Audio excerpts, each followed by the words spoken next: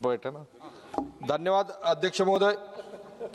आज जे काही सरकारनं केंद्रीय सशस्त्र पोलीस दलाच्या जे विधेयक आणलं त्या विधेयकाला कळाडून विरोध करण्यासाठी मी इथं उभा आहो।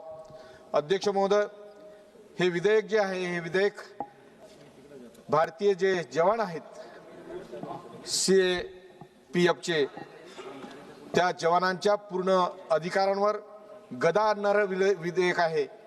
कारण या विधेयकात सरकारनं सांगितलं जरी असेल की कायदेशीर स्पष्टता आहे, प्रशासनिक सुसूत्रता आहे, न्यायालयीन निर्देशनाशी सुसंगत आहे, परंतु यात कुठलीही सुसूत्रता नाही।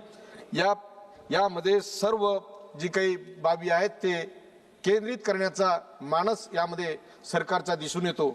तसेही अध्यक्ष महोदय, सर्व बाबी एक केंद्रित करण्याचा सरकारचा नेहमी सातत्यानं प्रयत्न असतेच। अध्यक्ष महोदय, यामध्ये त्यांच्या अधिकारावर पूर्णतः गदा आणल्या गेलेली आहे। भरती, पदोन्नती, प्रतिनियुक्ती या सेवा ज्या अटी आहेत त्या बनवण्याचा पूर्ण अधिकार सरकारनं आपल्याकडे घेतलेला आहे। आजपर्यंत विविध कायद्याच्या खाली चालणारी प्रक्रिया एकतर्फी अवलंबून होती, परंतु चिंताजनक बाब ही आहे की यामध्ये कोणत्याही न्यायालयाचा निर्णय, कोणताही कायदा, आदेश विचारात न घेता केंद्र सरकार नियम बनवू शकते। अध्यक्ष महोदय, हे त्यांच्या विचारावर, त्यांच्या अधिकारावर घालणारी बाब आहे।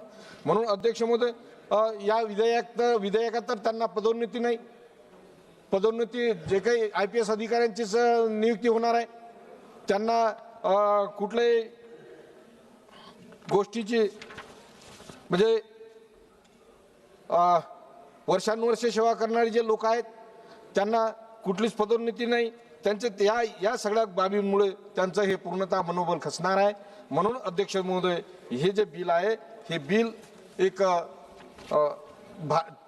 जे भारतीय मूलभूत अधिकार दिले त्या अधिकारावर घालणारे आहे। मी अध्यक्ष महोदय, या निमित्तानं हे जे बिल आहे हे JPC कडे पाठवावं की जेणेकरून त्यात संशोधन होईल आणि ते बिल पास करावं। आणि जाता हे सांगतो, तिकडच्या बाकांवरच्या लोकांना सुद्धा सांगतो अध्यक्ष महोदय की या बिलामुळे या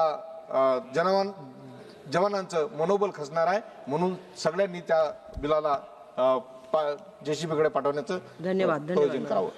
माननीय सदस्य श्री अवधेश प्रसाद जी।